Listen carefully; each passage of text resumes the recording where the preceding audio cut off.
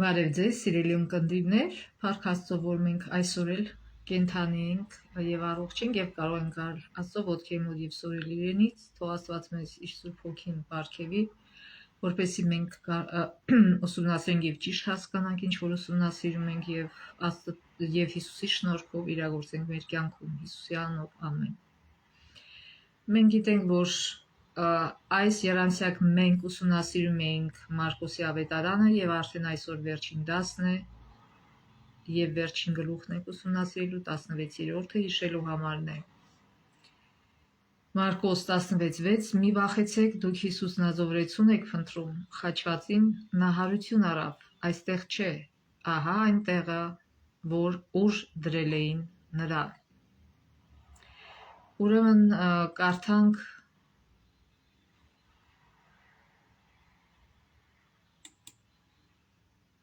Մարկոս առաջին գլխի առաջին համարից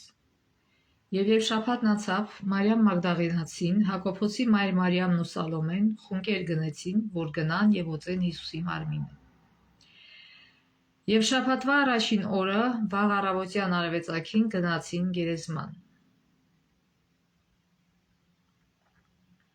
Ուրեմն առաջինը ինչ որ ուշադրություն դարձնենք, որ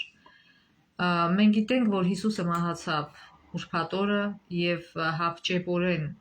թաղվեց, որովհետեւ դրվեց գերեզմանը, որտեւ արդեն շաբաթ էր գալիս եւ հետաքրքիր է այն է, որ իր աշակերտները պահում էին շաբաթը սուրբ եւ մյուս առավոտ շաբաթ օրը իրանք չգնացին, այսքան ուրբաթ իրիկուն չառան, այլ շաբաթ իրիկուն առան այդ ինչով որ պիտի այդ խունկը ամեն ինչը եւ գնացին որպես կիրակի առավոտյան գնացին, այսքան շաբաթը հանգստացան, հետո գնացին, եթե կարդանք Ղուկաս 23:54-ը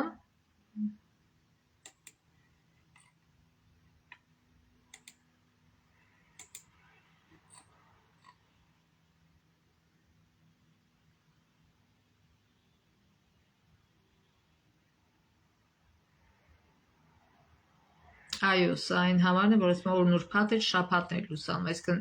Հիսուսը մահացավ ուրբաթ օրը։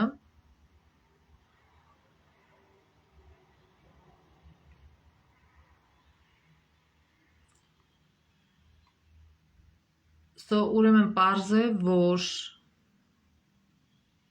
նաև կարդանք Ղուկաս 23:56-ը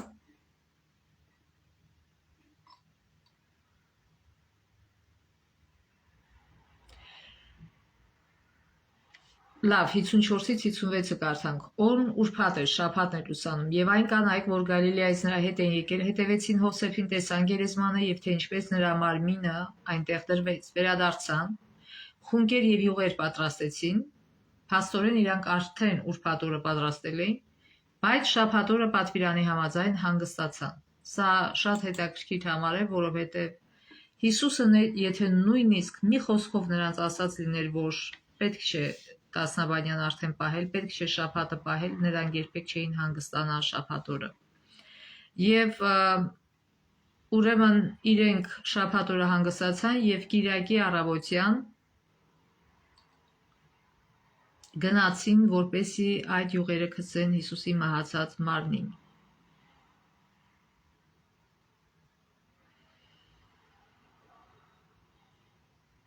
Եվ տեսենք ինչ պատահեց։ Շարունակենք կարդալ Մարկոսը։ Եվ միմյանց ասում էին, այսինքն ճանապարհին միմյանց ասում էին, գերեզմանի մուտքից մեզ համար քարը ով կգլորի։ Այսինքն, երբ որ մարդիկ ասում են, որ սա մտածված պատմություն է, ոչ մի Հիսուս էլ հարություն չի արել, այս բոլոր մանրամասները ապացուցում են, որ սա մտածված պատմություն չի։ Այստեղ այնքան մանրամասներ կա, որ բոլորը ապացուցում են, որ սա իրական պատմություն է։ Ուրեմն իրենք իրար մեջ ասում էին, ով պիտի մեր համար որտեղ մեծ քարով էր փակված գերեզմանի դուռը, գերեզմանի այդ մուտքը, բայց նայեցին ու տեսան, որ քարը գերեզմանից մի կողմ էր գլորված, այն շատ մեծ էր, գերեզման մտան եւ մի երիտասարդի տեսան աջ կողմում նստած հագին սպիտակ պատմուճան եւ վախեցան, այսինքն դա հրեշտակ էր։ Եվ նա ասաց նրանց. «Մի վախեցեք, դուք Հիսուս Նազովրեցուն եք փնտրում, խաչվածին, նա հարություն առավ, այստեղ չէ, ահա այնտեղ ուր դրել էին նրան։ Բայց գնացեք նրա աշակերտներին ու Պետրոսին ասացեք, որ նա ձեզանից առաջ գնում է Գալիլեա, այնտեղ կտեսնեք նրան, ինչպես որ ձեզ ասել էր»։ Կանայք իսկույն դուրս ելան եւ փախան գերեզմանից, նրանք ահուդողի մեջ էին եւ ոչ ոքի ոչինչ չասացին, որովհետեւ վախենում էին։ Տեսեք, էլի շատ մանրամասներ կա, այսինքն եթե մեկը հորինում է այս պատմությունը, ինչի պիտի ինքը այսպիսի մանրամասներ դնի, որ իրանք չհավատացին, ահուդողի մեջ էին եւ այլն, չնայած հրեշտակ ասեց, որ գնացեք ասեք, հենց ամենասկզբից Հիսուսը ինչ որ անում էր, ասում էր՝ մի ասեք, որտեղ դեռ ժամանակը չէր եկի, եթե իրենք ասեին տարածեն, խանգարելու էր դա իր միսիան կատարելուն։ Բայց հիմա արդեն հրեշտակ ասում է, որ Հիսուսը ձեզ ասում է, որ գնացեք եւ պատմեք, որ ինքը հարություն է արել, արդեն ժամանակն է, որ այս լուրը բոլորի համար քարոզվի։ Ուրեմն Հիսուսը ինքը շաբաթ օրը կարող էր հարություն առնել, բայց շաբաթ օրը ինքը հանգստացավ գերեզմանի մեջ եւ հարություն առավ կիրակի օրը։ Եվ կարդանք Կողոսացիներ 2-րդ գլխի 10-ից 12 համարները։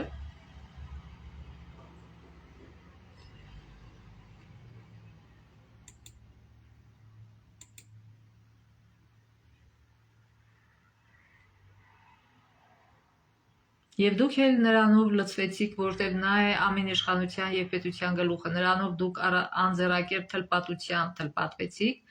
Քրիստոսի թլպատությամբ մարմնական մեղքերի մարմնից մերկանալով։ Նրա հետ մկրտությամբ թաղվեցիք, որով էլ նրա հետ հարություն առաք, հավատալով Աստծո զորությանը, որ մեռելներից հարություն տվեց նրան։ Այսինքն Հիսուսի հարությունից հետո, մահից հետո էլ պետք չէ թլպատվել, այլ թլպատությունը փոխարինվել է մկրտությամբ։ Եվ ուրեմն շատ մենք գիտենք, որ Կոնստանտինը կամ Կոնստանտինոսը, որ Բյուզանդիայի արքան էր եղել, որ ընդունեց քրիստոնեությունը եւ որոշեց, որպեսի շատ մարդիկ ընդունեն քրիստոնեությունը, կոմպրոմիսի գնա եւ չնայած Աստված ասել էր, որ շաբաթ օրը հանգստացեք, ինքը փոխեց այդ օրը, դրեց կիրակին, շաբաթվա առաջին օրը եւ հայերը այն կոչում էին միաշաբթի, մինչև այս փոփոխությունը եւ կյուրակի դա հունական բառեր է, որ Տերը հառնեց այդ առաջին օրը կոչեցին ի պատիվ Քրիստոսի հարության, որտեղ ինքը առաջին օրն էր, միաշաբթի օրն էր հառնել, ոչ թե վերջին 7-րդ օրը, որ շաբաթն է եւ պետք է սուրբ պահել։ Ուրեմն եւ ռուսներն էլ անվանեցին այդ առաջին օրը շաբաթվա Воскресенье, որ նշանակում է հարություն։ Եվ ուրեմն Կոնստանտինոսը սա արեց, հետո այն պապական Հռոմը ընդունեց եւ արեց եւ իրենք ասացին, որ մեր հեղինակությամբ մենք փոխում ենք այդ օրը ոչ թե համաձայն Աստվածաշնչի եւ իրենք ասացին, որ ի պատիվ նրա, որ Հիսուսը կիրակի օրն է հարություն արել, դրա համար մենք փոխարինում ենք շաբաթը կիրակիով, բայց Աստվածաշունչում նոր կտակարանում ոչ մի խոսք չկա այդ մասին, երբեք ոչինչ չասվեց, որ դրա ի պատիվ դրա պետք է շաբաթը սուրբ չպահել, այլ կիրակին, այլ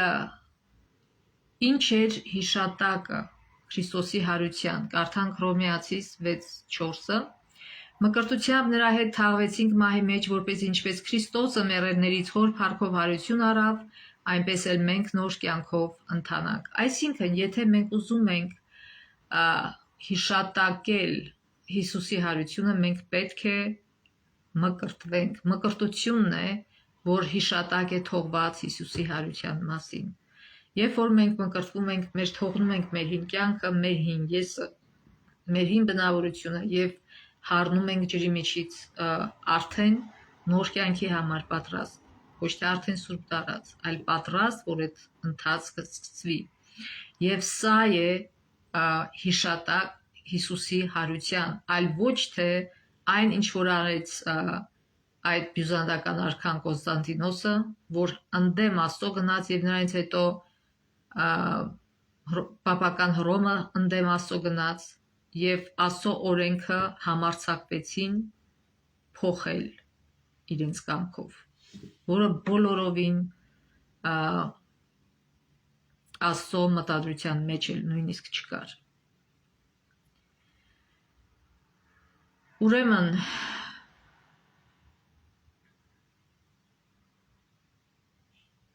Կիրակի առավոտյան տեղի ունեցավ հարության իրողությունը, իր մահով եւ հարությամբ Հիսուսը հաղթեց մահվանը եւ նրա հարության հիման վրա վստահություն ունենք, որ մենք էլ ենք հարություն առնելու։ Առաջին Պետրոս 1:3 Օրհնյալ է Աստված եւ Հայրը մեր Տեր Հիսուս Քրիստոսի, որ իր առատ ողորմությամբ մեզ վերստին ծնեց կենթանի հույսի համար մեռելներից Հիսուս Քրիստոսի հարությամբ։ Եվ շատ շատերը չեն հավատում հարությանը, որովհետև ասում են դա հնարավոր չէ, բայց շատ հավատացյալներ, որ հավատում են, որ այս երկիրը, մոլորակը, տիեզերքը ստեղծել է Աստված, որ Ադամին ու Եվային ստեղծել է Աստված։ Եթե նրանք հավատում են նրան, ապա շատ հեշտ է հավատալ հարությանը, որովհետև Աստված ինչից ստեղծեց Ադամին ու Եվային, հողից, Ադամին։ Երբ որ իրենք մեղանջեցին, ասեց հողեք, հողել կդառնաք։ Այսինքն մահը մինչև այդ չկար, բայց մահվան պատճառով, երբ որ շունչը վերցնում է մարդու, այն նորից դառնում է անկենդան եւ դառնում է հող, եւ Աստված ինչպես որ հողից սարքեց Ադամին, այնպես էլ կարող է հարություն տալ մեզ հողից։ Եվ Կորինթացիս գրքում Պողոսը գրում է, որ երբ որ մենք ցանում ենք սերմը, մենք ինչ ենք ցանում, ծառն ենք միանգամից տնկում, թե բույսն ենք միանգամից տնկում, թե մենք ցանում ենք փուճուրիկ սերմ, եւ ըստ գենետիկայի, թե այդ սերմը ինչի սերմ է, դրանից աճում են տարբեր բաներ, ծաղիկներ, բույսեր, ծառեր, մրգեր, բանջարեղեն, ընդեղեն եւ դա զարմանալի է։ Դա նույնպես նման է հարության, այսինքն դու ցանում ես փուճուրիկ սերմ եւ այդ փուճուրիկ սերմը հառնում է եւ դառնում է ուտելիք կամ գեղեցիկ ծառ, որ պաշտպանում է մեզ արևից, կամ գեղեցիկ ծաղիկներ, որ ուրախացնում է մեր սիրտը, մեր հոգին։ Եվ բոլորովին դժվար չէ հավատալ հարությանը։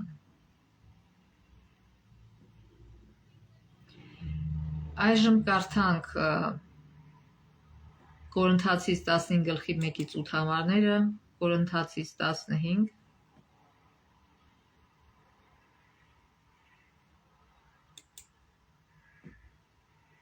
Առաջին Կորինթացիս 15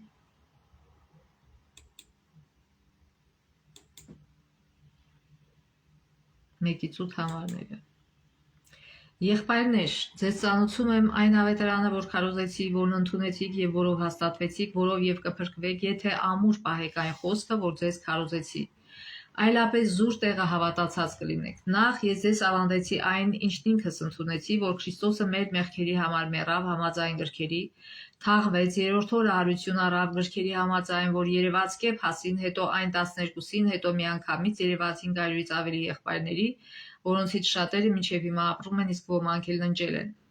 Ապա երևաց Հակոբոսին, հետո բոլոր առաքյալներին, ամենից հետո երևաց նաև ինձ վիժվածքից, այսինքն անարժանից։ Ինչու ինքը այդպես իրեն կոչում, որտեղ ինքը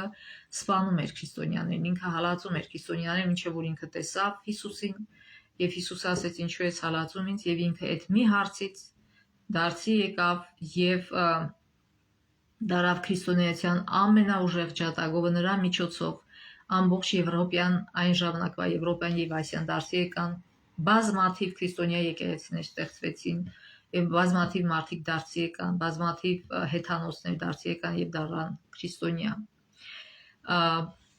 Ուրեմն այստեղ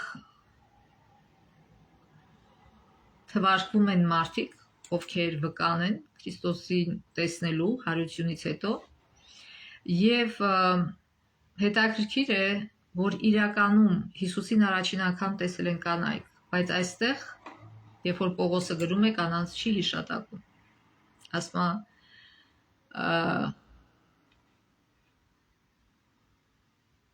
որ երևաց Կեփասին, դե չի ասում առաջինը երևաց, բայց կանանց չի հիշատակում, այլ Կեփասին, Պետրոսին է հիշատակում եւ այլ տղամարդկանց, բայց կանանց չի հիշատակում։ Բայց մենք գիտենք, որ առաջինը Հիսուսը հայտնվել է կանանց։ Ուրեմն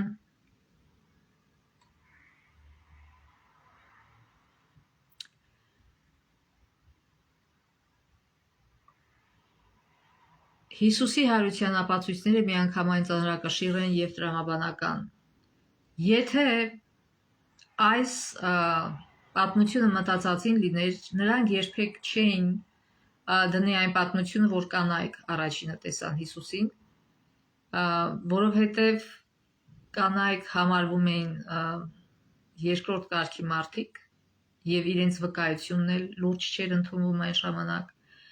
Եվ եթե իրենք ուզենային ավելի ծանրակշիռ դարձնել իրենց հորինված պատմությունը, անպայման կանանց փոխարեն կդնեին տղամարդկանց։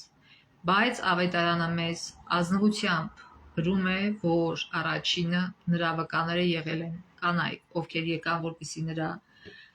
մարմինը յուղերով օծեն։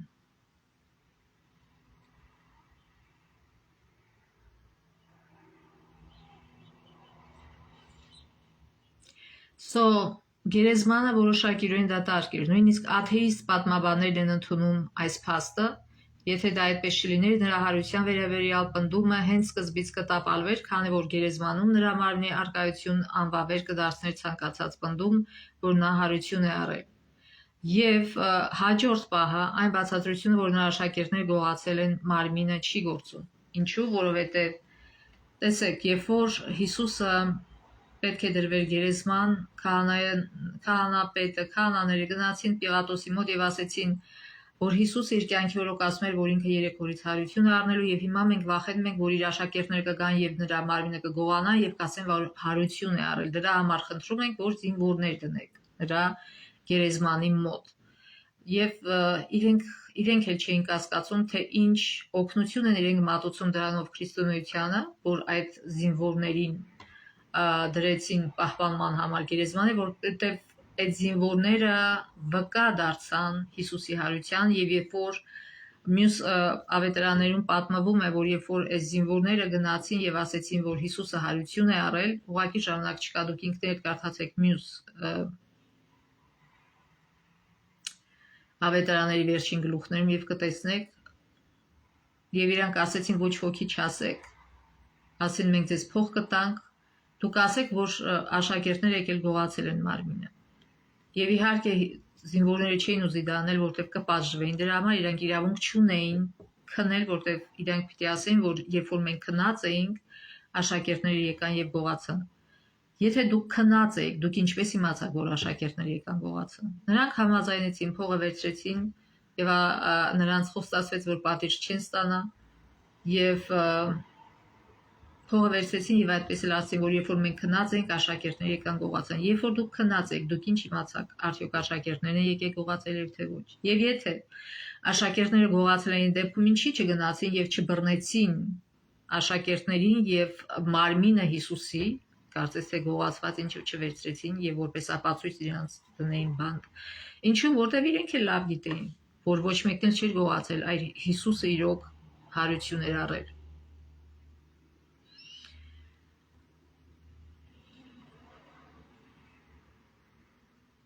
Եվ մենք տեսանք, թե ինչքան մարդիկ են վկայել, որ Քրիստոսին տեսել են հարություն առած։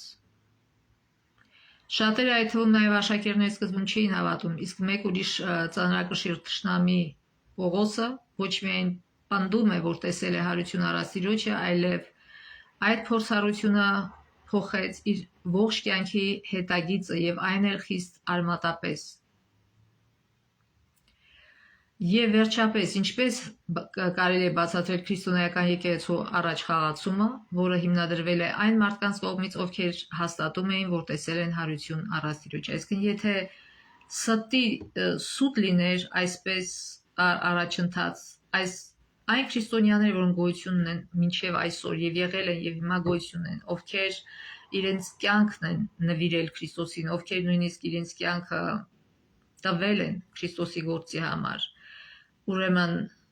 ինչու մարդը պետք է ստի համար իր կյանքը տար, ինչու մարդը այդքան նվիրված պետք է լիներ, չնայած բոլոր այդ հալածանքներին, այսինքն որ մի մարդը կհամաձայնի ստի համար հալածանք կրել, ոչ ոք։ Եվ դա շատ ծանրակշիռ փաստ է, որ Հիսուսը իրոք հարություն է առել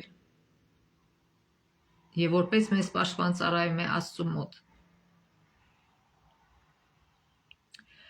Ինչու պիտի մարդիկ մեռնեին, պատրաստ լինեին մեռնելու մի բանի համար, որը իրենց համոզմամբ սուտ է։ Նրանց հետևողական վկայությունը, ինչպես նրա մահից անմիջապես հետո, այնպես էլ տարիներ անց տալիս է նրա հարության համոզիչ ապացույցը։ Եվ մյուս ապացույցը, ուրեմն այժմ կարդանք դարերի փափագից, կանայք, որ կանած էին եղել Քրիստոսի խաչի մոտ, արթուն սպասում էին, թե երբ են անցնելու շաբաթ օրվա ժամերը։ Միաշաբթի օրը վաղարավոտյան նրանք ճամփան կան գերեզման, իրենց հետ վերցնելով թանկարժեք յուղեր, որպեսզի օծեն Տիրոջ մարմինը, նրանց մտքով անգամ չէր անցնում, որ նա հարություն է առել։ Նրանց հույսի արեգակը մայր էր մտել, գիշեր էր իջել նրանց սրտերին։ Ճանապարհին նրանք հիշում էին Քրիստոսի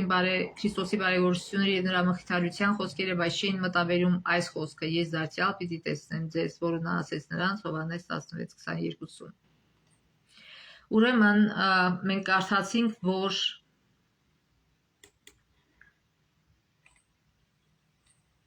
կանայք տեսան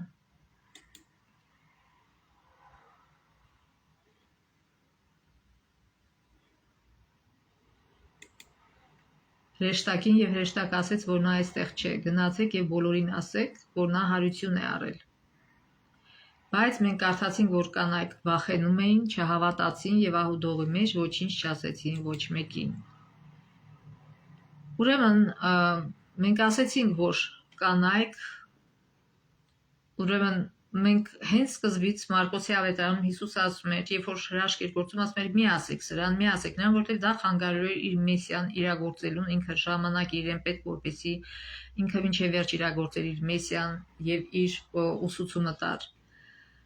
Բայց հիմա արդեն, երբ որ ինքը վերջացրել էր իր միսիան եւ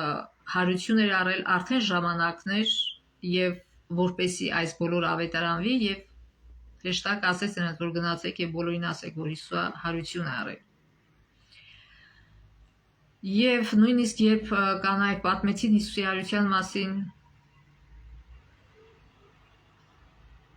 երբ որ լսեցին Հիսուսի հարության, նրանք վախեցած ու ապշահար փախան գերեզմանից։ Եվ առնվազն սկզբում չէին խոսում կատարվածի մասին։ Ուրեմն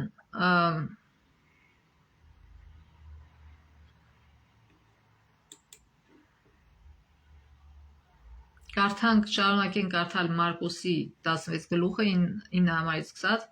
Հիսուսը հարություն առնելուց հետո շաբաթվա առաջին օրվա առավոտյան նախ երևաց Մարիամ Մագդաղենացուն, որից 7 դև էր հանել։ Մարիամը գնաց եւ պատմեց Հիսուսի հետ եղածներին, որ սգում էին ու լաց լինում, իսկ երբ նրանք լսեցին, որ Հիսուսը ողջ է երևացել, նրան չհավատացին։ Ուրեմն ավետարանը պարզ ասում է, որ առաջինը Մարիամ Մագդաղենացին տեսավ։ Ավելի մանրամասն այդ մասին կկարդանք հիմա Հովհաննես 20 գլխի մեջ, Հովհաննեսի ավետարանի 20 գլխի մեջ։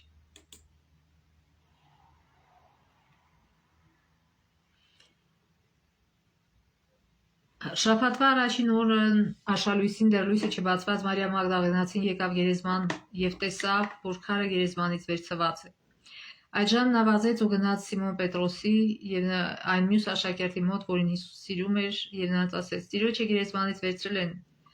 ու չգիտենք թե որտեղ են նրան դրել։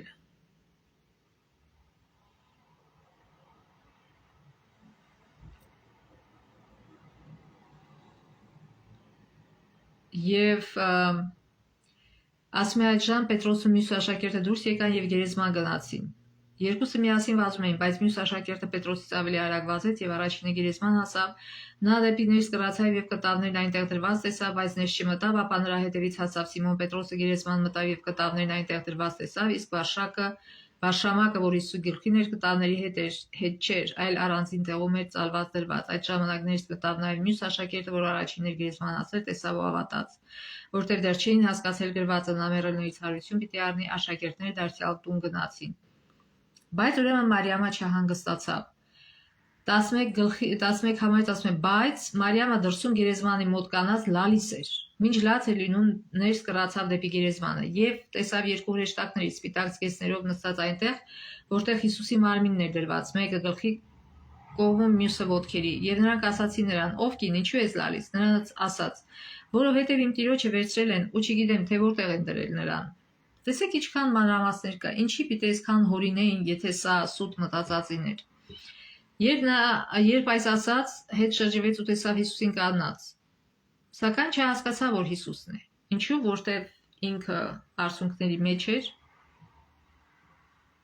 եւ ինքը ողբում էր, ինքը չէր պատկերացնում, որ Հիսուսը կարող է հարություն առած լինել։ Հիսուսն ասաց նրան. «Կին, ինչու ես լարիսում ես փնտրում»։ Իսկ նա կարծելով թե պարտի սպանն է, ասաց. «Տեր, եթե դու ես նրան վերցրել, ասա ինձ որտեղ ես դրել նրան, որպեսզի վերցնեմ»։ Հիսուսն ասաց նրան. «Մարիամ»։ Նա շրջվեց ու եվրայերեն ասաց. «Ռաբունի», որ վարդապետ է նշանակում։ Հիսուսն ասաց նրան. «Ինձ մի մոտեցիր»։ Ըստ երևույթին փորձեց մոտենալ, որպեսզի դիպչի նրան։ Մարիամը բայց ասեց. «Ինձ մի մոտեցիր, քանի որ դեռ հորս մոտ չեմ բարձրացել, բայց դու իմ եղբայրների մոտ գնա ու ասա նրանց. ես իմ հոր եւ ձեր հոր մոտ եմ բարձրանում, իմ Աստծու եւ ձեր Աստծո մոտ»։ Մարիամ Մագդալանցին եկավ եւ աշակերտներին պատմեց, որ ինքը տեսել է Տիրոջը եւ որ նա իրեն այս բաներն է ասել, բայց իհարկե նրան չհավատացին, ինչպես գրված էր Մարկոսում։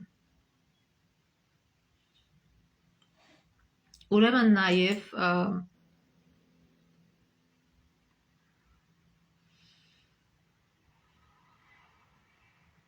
ուրիշ կանայք էլ տեսան նրան։ Մատթեոս 28 գլխի 8-ից 10 համարները, Մատթեոս 28 8-ից 10 համարները։ Եվ նրանք փութով գերեզմանով դուրս եկան վախով ու մեծ ուրախությամբ վազեցին աշակերտներին պատմելու։ Հանկարծ Հիսուսը նրանց դիմեց ելավ ու ասաց. «Ողջույն ձեզ»։ Նրանք մոտեցան, փարվեցին նրա ոտքերին եւ երկրպագեցին նրան։ Այդ ժամանակ Հիսուսը նրանց ասաց. «Մի վախեցեք, գնացեք ասեք իմ եղբայրներին, որ Գալիլեա գնան եւ այնտեղ ինձ կտեսնեն»։ Ուրեմն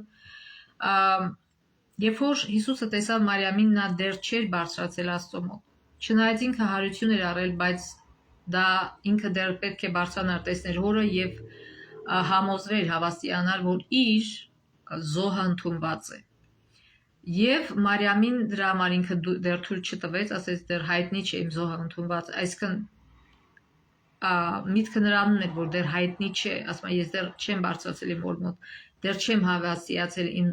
զոհը ընդունված է թե չէ,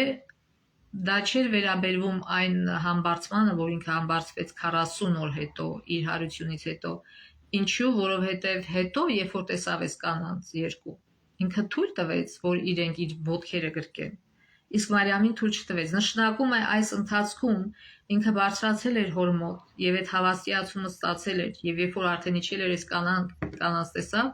արդեն թույլ տվեց, որտեղ իմացել էր, որ ինքը արդեն մեր փրկիչն է, որ իր զոհը ընդունված է եւ որ ինքը մեր դատապաշտպանն է այսուհետև եւ 40 օր հետո ինքը համբարձվեց, նստեց իր հոր աջ կողմը, որպեսզի մեր դատապաշտպանը լինի, որպեսզի մեզ փրկի։ Եվ ուրեմն մի այլ ապացույց, որ այս պատմությունը հորինված է, հենց սա է, հորինված չէ, հենց սա է, որ առաջին վկաները, առաջին տեսողները Հիսուսի կանայք են։ Քանի որ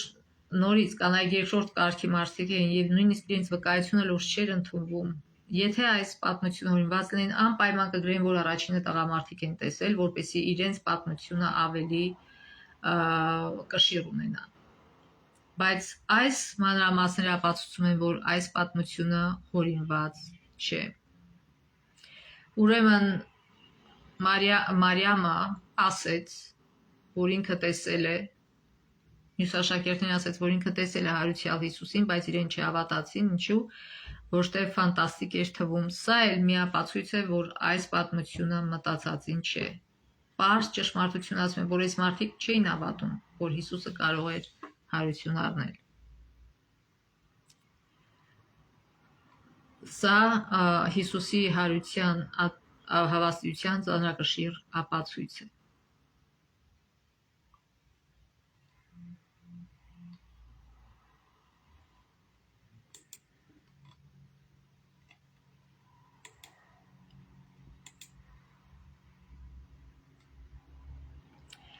Շարունակենք կարդալ Մարկոսը 14 համարից կամ նորից կարդանք 11 համարից, երբ նրանք լսեցին, որ Հիսուսը ողջ է երևացել է նրան, չհավատացին այսքան Մարիամին։ 12 համարից հետո Հիսուսը այլ կերպարանքով երևաց նրանց, ովքեր արտ էին գնում։ Նրանք ևս գնացին եւ մյուսներին պատմեցին, բայց ոչ էլ նրանց հավատացին։ Վերջում, երբ 11 աշակերտների սեղան էին նստել, Հիսուսը երևաց նրանց եւ հանդիմանեց նրանց իրենց անհավատության եւ քարսրտության համար, որ չհավատացին նրանց, ովքեր իրեն տեսել էին հարություն առած։ Տեսեք ինչքան մանրամասներ կա, որ նորից ծանրակշիռ ապացույցներ են, որ Հիսուսը իրոք հարություն է առել, որ սա մտածածին չէ։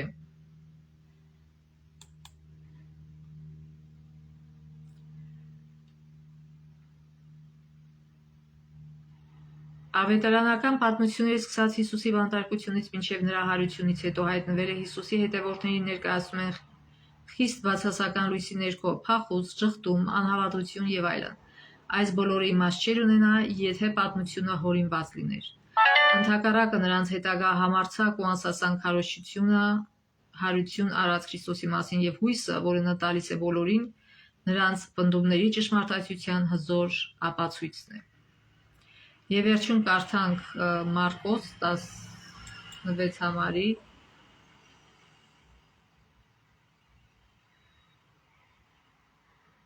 վերջին 16 գլխի վերջին համարները։ Ապա նրանց ասաց. գնացեք ամբողջ աշխարհով մեկ, ուրեմն իրենց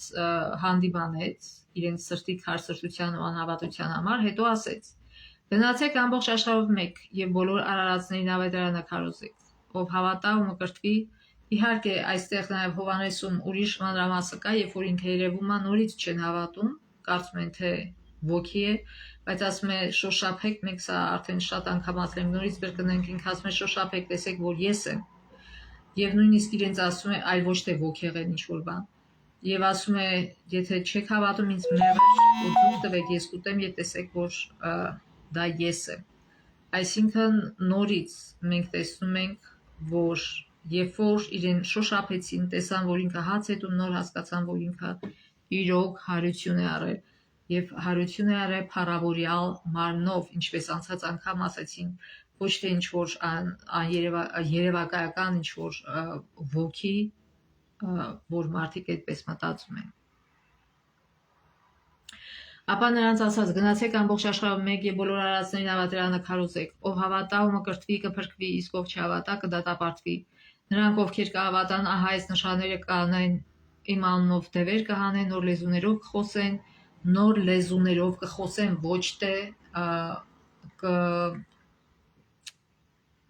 ոչ թե կաղոթեն։ Եվ իրոք Պենտեկոստեն իրանք այդ պարգևը ստացան եւ լեզուներով քարոզում էին, տարբեր լեզուներով եւ մարդիկ զարմանում էին, ասում էին, ոնց այս տկնորտները որտեղից գիտեն այս լեզուները։ Այսինքն ավետարանչության համար տրվում է լեզվի պարգև, ոչ թե աղոթելու։ Ձեռքով օձեր կբռնեն եւ եթե որևէ մահացու թույն խմեն, չեն վնասվի, իվաններ վրա ձեռք կդնեն, նրանց կբժշկեն։ Ուրեմն այս որ գրված է, չի նշանակում, որ մարդիկ պիտի ինադու գնան օձեր բռնեն եւ այլն, որ ապացուցեն ոչ։ Սա գրված է, որ ուղղակի երբ որ քրիստոնյան անում է իր ավետարանական առաքելությունը, նա պաշտպանված է ամեն տեսակի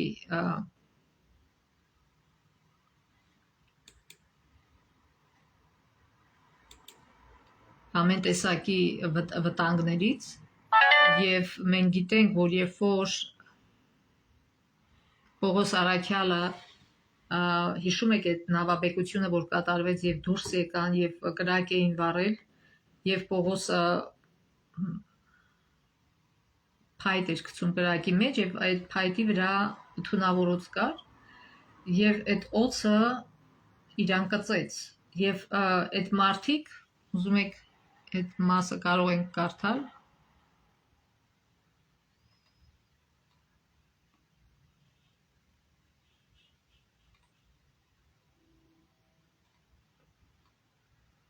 Գործ Կարաքելոցի մեջ է դա գրած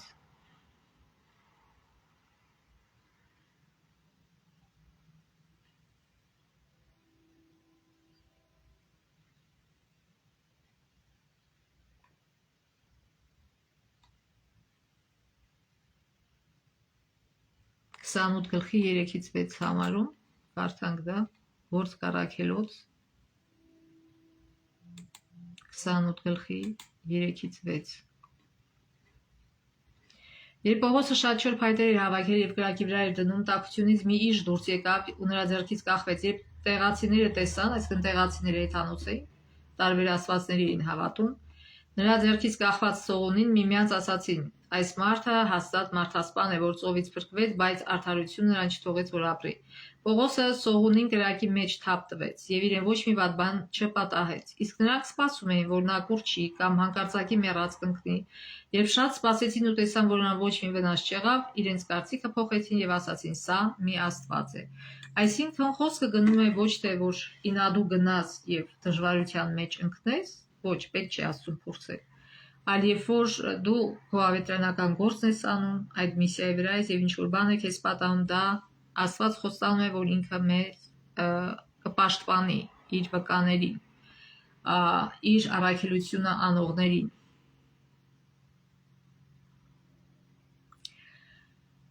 Աստված երբեմն հարկ է համարում հրաշք գործել ավետարանի գործն առաջ մղելու համար, սակայն քրիստոնյաները երբեմն տառապում են իրենց վկայության պատճառով։ Նման իրավիճակներում նրանց հավատարմություն ու քաջությունը հավատքի զորության եւս մեկ նշան է անհավատների համար։ Ուրեմն դրանից հետո ավարտելով այն ամենը, ինչ նա արել էր այստեղ,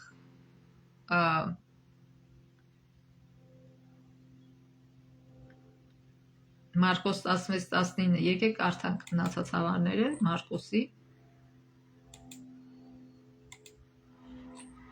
վերջին համարները 19 եւ 20 համարները այդ Տերը նրանց հետ խոսելուց հետո երկինք համարձվեց եւ նստեց Աստծո աջ կողմում իսկ նրանք գնացին եւ քարոզում էին ամենուր Տիրոջ գործակցությամբ եւ իրենց խոսքը հաստատում էին այն նշաններով, որ օգտվում էին իրենց ամեն։ Այսինքն Մարկոսում ամեն ինչը կարճացված է, Մատթեոսում, Հովհաննեսում, Ղուկասում, երբ որ մենք կարդում ենք, երբ որ ինքը երևաց իրենց, հետո 40 օր ասում է, իրենց մեջ քայլեց, տարբեր նշաններ եղան եւ այլն, իրենց նորից ուսուցանեց, իրենց հետ նորից հանդիպեց եւ 40 օր հետո նոր ինքը նորից հավաքեց Գալիլեայում իր աշակերտներին եւ իրենց աչքի առաջ համբարձվեց։ Եվ այս վերջին երկու համարները հենց այդ մասին է, ոչ թե այն ժամանակ, երբ որ ինքը սենյակում իրենց հավաքված տեսավ։ Ուղղակի Մարկոսը ամեն ինչ շատ կրճատ է ներկայացնում, դրա համար այն ամենակարճ ավետարանն է ավետարանների մեջ այն ամենից կարճն է։ Եվ ուրեմն վերջին համարը, ինչպես կարդացիք, քարոզում էին ամենուր Տիրոջ գործակցությամբ եւ իրենց խոսքը հաստատում էին այն նշաններով, որ ուղեկցում էին իրենց։ Ամեն։ Հիսուսը նրանց հետ էր այն ժամանակ եւ խոստանում է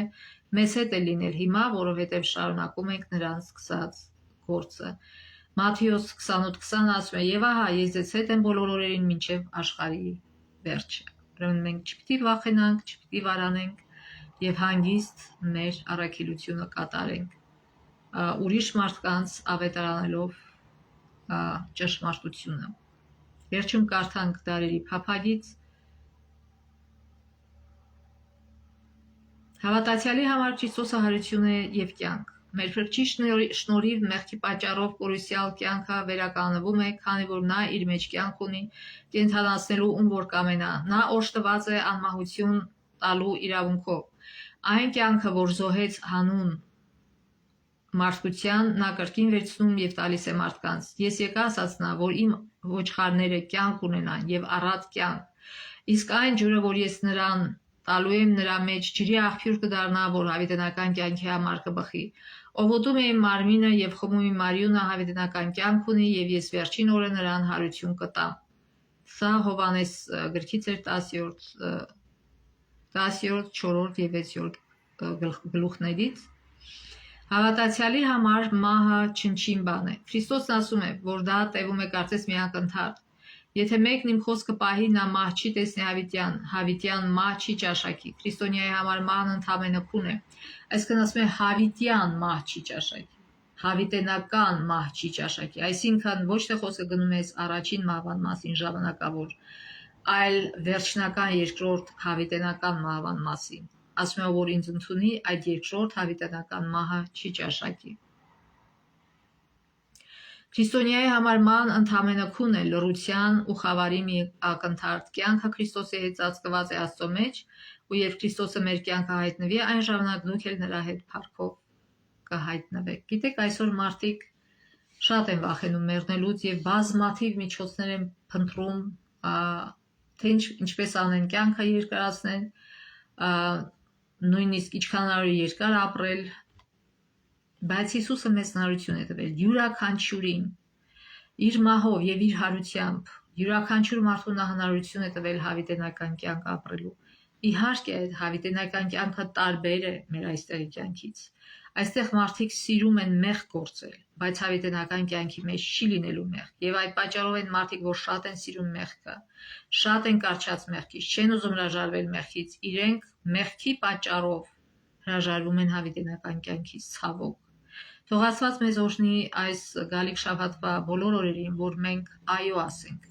Աստծո տված մեր փրկությանը, որ մենք այն հնարավորությունը, այն ժամանակը, որ տալիս է մեզ Աստված, թույլ տանք Աստծուն, որ ինքը օգտագործի այս ժամանակ, այս ժամկետը մեզ տրված, մեզ փոխելու, մաքրելու մեզ մեր մեղքերից, նոր մարդ սարքելու, որպեսզի երբ որ ինքը գա, մեզ հարություն տա հավիտենական կյանքով ապրելու համար, այլ ոչ թե հավիտենական մահով մեռնելու համար։ Թող Աստված մեզ օրհնի, Աստծո ողորմության մինչև մյուս շաբաթ։